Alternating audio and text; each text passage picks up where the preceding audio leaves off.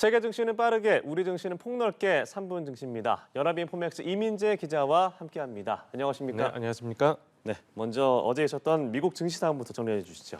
네, 지난밤은 조 바이든 미국 대통령이 민주당 대선 후보직 사퇴를 발표한 이후 첫 거래일이기도 했는데요. 네. 이제 미국 주식 시장이 강한 모습을 보였습니다. 예. 지수별 종가를 살펴보면 다우 지수가 0.32% 오른 4415.44포인트로 마감했고요. S&P 500 지수가 1.08% 상승한 5564.41포인트로 장을 마쳤습니다. 그리고 나스닥 지수도 1.58% 뛴 18,007.57포인트를 나타냈습니다. 네, 지난주에 큰 조정을 보였던 기술주가 반등에 성공했군요. 네, 이제 간밤에는 미국 대형 기술주들이 반등하면서 전반적인 강세 분위기를 이끌었습니다. 예. 특히 엔비디아가 4% 넘게 급등했고 시가총액도 다시 3조 달러에 진입했습니다. 또 엔비디아가 미국 정부 규제에 저촉되지 않는 이 중국 시장용 인공지능 칩을 개발 중이란 소식이 전해진 영향도 컸습니다. 네. 이 엔비디아와 함께 대형 기술주 빅7에 들어가는 메타와 알파벳도 각각 2% 넘는 상승률을 보였고요. 또 반도체주도 힘을 냈습니다. 네덜란드 반도체 장비 회사인 ASML 주가가 5% 넘게 급등했고 또 미국 통신용 칩 제조사인 퀄컴도 4%대 뛰었습니다. 다른 AMD, 브로드컴, TSMC 주가도 각각 2%대 올랐습니다. 반면에 정보통신망 대란 사태를 일으킨 크라우드 스트라이크 주가는 13% 넘게 급락하면서 이 S&P 500 종목 중에서 가장 부진한 모습을 나타냈습니다. 네, 반도체주가 증시를 이끌었던 하루였습니다.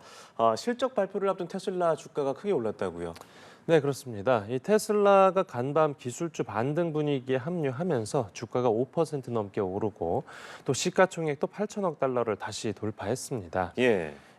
또 2분기 실적 발표를 하루 앞두고 기대감도 커졌는데요. 이 테슬라가 돌아오는 장 마감 직후에 실적을 발표하는데 실적보다는 그 완전 자율주행에 대한 새로운 소식에 관심이 쏠립니다. 이 테슬라가 완전 자율주행 관련해서 어떤 획기적인 소식을 발표하면 이 주가가 추가 탄력을 받을 거란 전망도 나옵니다. 네. 또 일론 머스크 CEO가 내년에 이 휴머노이드 로봇을 시험 생산해서 회사 내부에 배치하고 또 2026년부터는 대량 생산하는 걸 목표로 하고 있다고 밝힌 점도 주가에 긍정적으로 작용했습니다. 네, 트럼프 전 대통령의 어떤 당선 가능성이 높아지면서 이른바 트럼프 트레이드 현상이 좀 과열됐었는데 그게 좀 누그러졌다고요?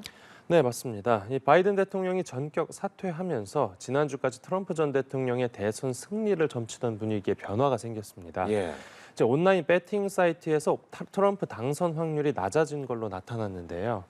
이 증시에서도 트럼프 재선 때 수혜를 볼 거라고 예상됐던 이 에너지 그리고 헬스케어 주가가 주로 약세를 보였습니다.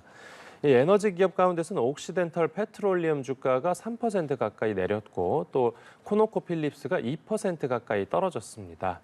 그리고 제약사인 유나이티드 헬스그룹 주가도 1%대 낙폭을 보였습니다. 네, 미 대선이 이제 3개월이 남았는데 어떤 영향을 미칠지 계속 지켜봐야겠고요.